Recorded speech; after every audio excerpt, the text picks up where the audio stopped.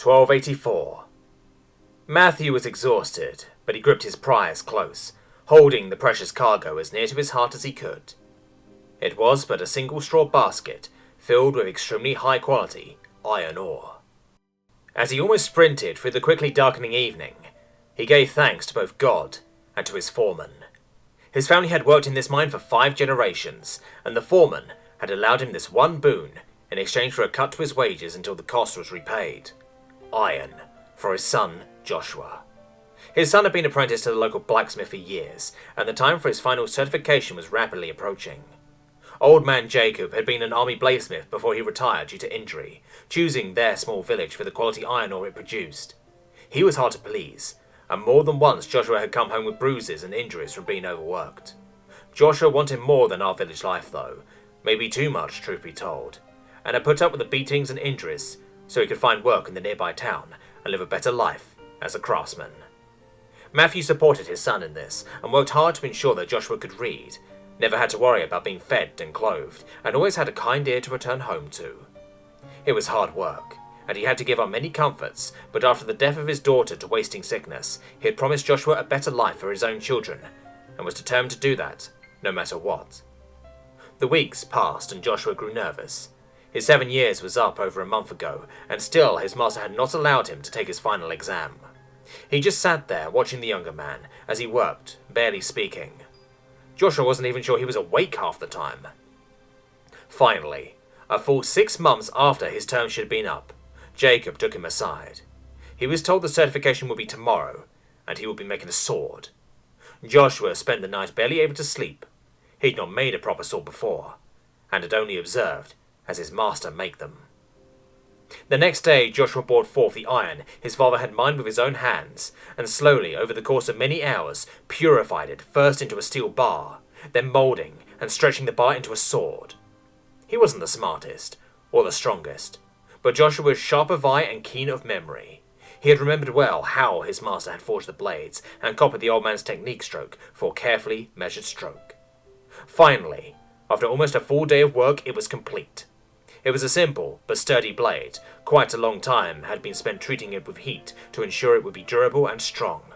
Its hilt and pommel had no decoration, save for a simple wrapping of dark boar leather, and the blade was sharpened to a keen edge. Joshua presented it to his master, who had sat and watched the whole time. Jacob had barely moved in his seat, save the movement of his head and eyes as he stared at his apprentice, watching him, evaluating his every movement and decision. The old man took the blade and checked it over. Testing the edge with a thumb, he found it sharp. The balance was a bit off, but easily compensated for by even amateur wielders, and the sword held together well. The grizzled old bladesmith grunted in approval, and Joshua thought he saw a hint of a smile in that heat-scarred face. "Good quality work. You're an apprentice no longer. I grant you the rank of journeyman. May you grow to create works that surpass my own." 1642. The sword lay on the linen sheets of his modest home in Roma. Though expensive, he felt he owed it to his great-grandfather to have it fixed up and resharpened, and the smith had done good work.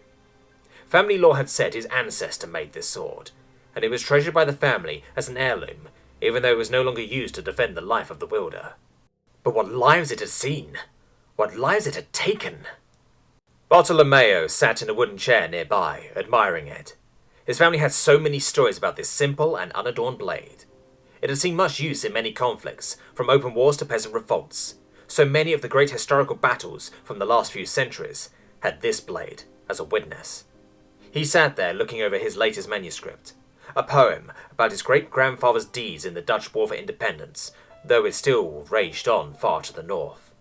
The old man had just died this past Thursday, and his stories had fueled Bartolomeo's imagination since boyhood. None of his works had seen great success, but this one was sure to wow them. He sighed. His indulging in all his too common daydream of fame and grandeur again. He half thought these childish fantasies were the reason he hadn't been noticed, too much time with his head in the clouds, but he was a poet after all. His head was meant to be in the clouds. He shook his head and picked up his quill once more, determined to at least finish this poem before week's end. But suddenly, an idea struck him. An idea for a new poem. A better poem. According to his family's records and history, The sword he now had was never once used in anger or malice. Neither hate nor jealousy had wielded it to harm, and while it had taken at least a few score of lives in the battles it had seen, it was never raised against those who would seek to aid others. The family law held that it had been used against traitors and tyrants, along with those who supported them. The records were old and dusty, kept in storage by an uncle in Viridity, but all quite intact. Bartolomeo pondered if he had enough left to make the trip, because the idea had stuck in his mind. The story of a sword that was wielded by those who sought peace. It would wipe the smirks off the faces of those fools who looked down upon him for sure. It was a topic worthy of a great epic, a story that would ensure his name was revered for generations to come. He set about feverishly writing down idea after idea, occasionally glancing over at the plain blade. It was not grand enough, he thought. He would have to have it engraved. 1985. Sarah had no idea why Marcus was so enamoured with that old relic. He was 8 years old, and he obsessed over it, reading books passed down through generations of her husband's family about the people who had kept it, even if they never used it. The damn things were piled around his room, and the sword hung on the wall above his bed. She had seen him staring at it in the night more than once. He probably dreamed of being there for the battles it was used in. They had never been wealthy, those wielders, but they always seemed to be at the centre of uprisings. Wrong place, wrong time, she thought. Or maybe those wielders had been far bigger troublemakers than her husband had let on. The sword had taken, at least by the count the books had talked about, 132 lives over the course of history. Tyrants, traitors, soldiers, highwaymen. The books detailed them all, journals kept by her husband's ancestors and passed down as part of the family record. Marcus could probably name all the slain from memory. He had spent so much time reading them. His father could as well. Like father, like son, she supposed. They had both been in love with that sword and its history. Her husband taught Marcus to read using those damn journals. She sighed as she looked down at her son sleeping next to her, shoving all thoughts of the sword out of her mind. Her husband had died 2 months ago, and the family the sword came from was certainly not going to help them anymore. It was not her fault, she screamed in her mind. Why did they blame her? She sat in her son's rooms, just on the edge of the bed, idly stroking his blonde hair. It looked so much like his father's, as did he. She saw it in his eyes, his walk, the way his head tilted to the left when he was thinking. Most of all, it was in his smile. They had the exact same way of smiling, and for the last 2 months she had to look away whenever her own son smiled because it wrenched at her heart. She looked up at the sword, sitting in its simple leather sheath above the bed. Maybe she could sell it to a museum, get enough to last them a while if she threw in the books. It's not like it was useful to anyone anymore. Thing was rusted and useless, its edge long since dulled. Maybe a collector? Her friend had gotten almost $1,000 from one for an old coin she found. What would they pay for a sword? Her thoughts were interrupted by a noise. At first she thought it had come from next door, but another noise came on the heels of the first, and she realised it was coming from the kitchen. She snapped her head around to look at the base of the bed, and the green eyes of their moggy cat staring back at her. Her blood ran cold as she realised what was going on, and she shook her son awake with her hand over his mouth. Hide in the closet, was all she got out before she heard a noise at the end of the hallway. Marcus scrambled for the door to the darkened closet, and the cat fled to hide. She snatched up the nearby lava lamp she had brought Marcus a year ago. It was heavy, might do some damage if thrown. The intruder stepped into the door then. He was huge, heads and shoulders above her frame. He wasn't muscular, but exuded his strength. He started to speak, but before she could hear his words, Sarah hurled the lamp at him, scrambling onto the bed to grab the sword. The lamp missed, and the man laughed as he advanced into the room, not perturbed in the slightest by some woman with a rusted sword. She lunged at him, desperate to make sure he wouldn't hurt Marcus, and missed, slamming into the ground and knocking the wind out of her lungs. Her body was in pain. The stone floor she had collided into hurt like hell, but she turned over quickly, scrambling back in terror and swiping in front of her wildly with one hand. She felt the sword strike him a couple of times in her frenzy, but the dulled edge barely nicked him. It was his turn to lunge now, and she desperately held the sword in front of her to fend him off. She looked away as he yelled and ran at her, closing her eyes tight and hoping he would just leave after ending her life. But the end never came. The cat. That damned cat. With a scream that sounded like the demons of hell fueled his assault, it had bolted out from his hiding spot and leapt at the man, clawing at his face and knocking him off balance. He crashed into the wall next to Sarah's prone form, screaming and swatting at the beast that had attacked him. She didn't think. She didn't contemplate her actions. She just scrambled to her feet and thrust her sword at him with all her strength. Maybe it would work. Maybe it wouldn't. But she now had the opening. She needed to protect her son, and as God was her witness, she would do that if it meant the end of her. The blade crunched into his abdomen, not slicing or piercing but tearing, its edge holding just enough to cut, but not enough to properly puncture. The blade slammed through every vital organ she could find as she twisted it wildly inside him, not knowing what the hell she was doing, but certain it would ensure her son would live to see the sun rise tomorrow. It was over in seconds. The cat flared once more, injured and bruised from the retaliatory assault, but the man lay dead. That ancient, old, rusted sword that had been her husband's and son's obsession was buried in his stomach up to the hilt, and blood was everywhere. She looked down, shaking, not fully grasping that she was still alive. Her pajamas were soaked in blood, and her arms were covered. She heard a cry from behind her, and turned only to feel her son slam into her stomach, arms clutching her tightly. She had survived. She had won. Her son was safe. 2342. Michael Smith sat on the end of his bed, staring at the sword. It had been completely cleaned and restored last week, and its ancient steel now shone bright as the day it was forged. The writing on the sword had been uncovered from decades, if not centuries, of rust and tarnish, and the script was in simple Latin. Peace Seeker. He could see his own reflection in it now, and a test on a piece of paper proved it was sharp enough to slice something dropped in it clean in half. Why him? What did he know of weapons? Even reading through all the literature his family had kept on the thing, it was just a sword to him. Sure, his ancestors had gotten the iron, forged it, and used it in who knows how many conflicts, but it was still just a simple sword. No different than the thousands of them the VIKING likely had in museums. But the directive had come down. It has to be a weapon, and it had to have been used in some manner by his family. The VIKING were weird like that, militaristic but seemingly devoted to peace. Their alliances were sealed with traded weapons their families had used. The anthropologist has said it was apparently in the hopes that the weapons never had to be used again, and the souls in them could rest.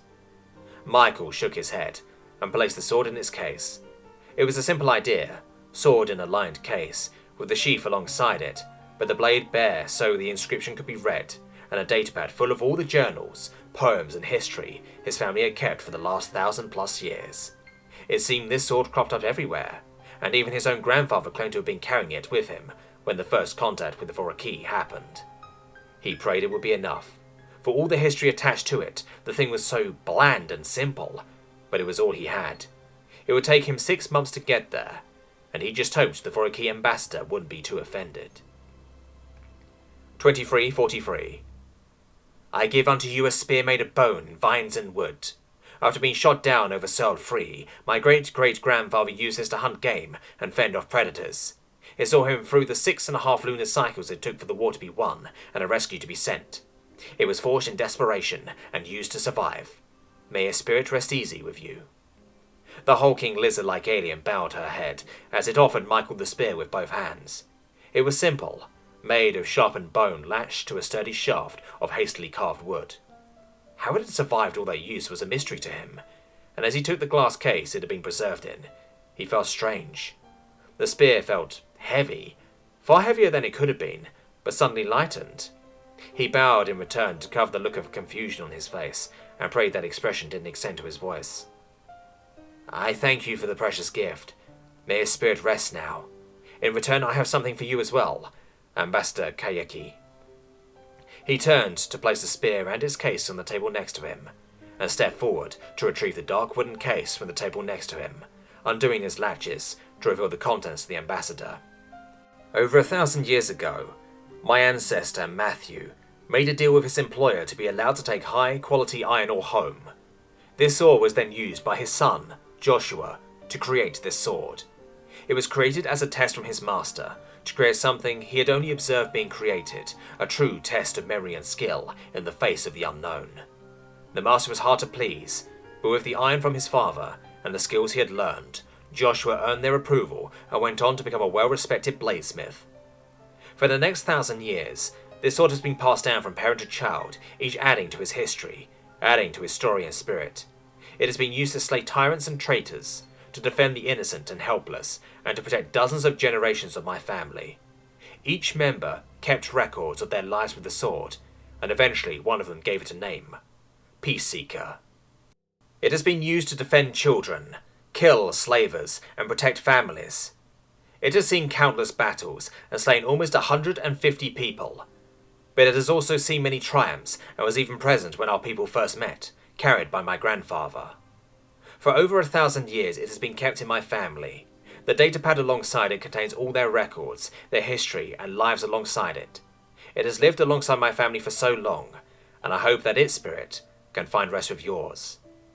Michael bowed low as he held it out to her, praying that the practiced but flowery words would make up for the simplicity of such a weapon. He felt the eyes of everyone in the room on him, and started to swear in the depths of his mind for being so stupid as to think words could make this blade a great weapon. Ambassador Kalki collapsed to her knees, slamming her head into the carpet at his feet as she grovelled before him. He took half a step back in shock, a stammered apology already beginning to come forth, but it was drowned out as she spoke, her voice full of passion, but her words stumbled over themselves to spill out of her. "I am not worthy of such an offering. This would be the sort of thing the greatest emperors and empresses would sacrifice everything for. It is something you would offer a god, not a lowly ambassador. I cannot take this. I'm sorry, but I cannot." Michael stared at her, but felt his shock and terror as screwing up flee from his mind.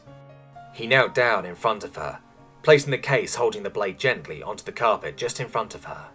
Her head snapped up to stare at it before she looks up at him, fear in her eyes. The crowd of both Riokan and humans drew back, not wanting to intrude on this moment. Michael's voice was confident, but it was not a confidence he usually had. He just felt confident, just felt that these words would calm her. A grand gift, for a grand occasion and a grand desire. This sword has seen 1,000 years of conflict and death. While it was never wielded in malice, it has seen as many or more triumphs as it has deaths. My family wishes its spirit to be able to rest. We hope it might find that peace with you, for peace is what it has sought for so long. Ambassador Kayaki just stared at him, before timidly reaching out to grasp the case. She stared at the blade for what seemed like an eternity, before gently closing it and snapping the latches shut. As she raised herself up off the ground, she cradled it to her chest, unknowingly holding it in the same way Matthew had held the iron that had created it. Michael rose with her, watching her intently as she held the case as close to her heart as she could, until finally she nodded, bowing as low as she could without grovelling on the floor again.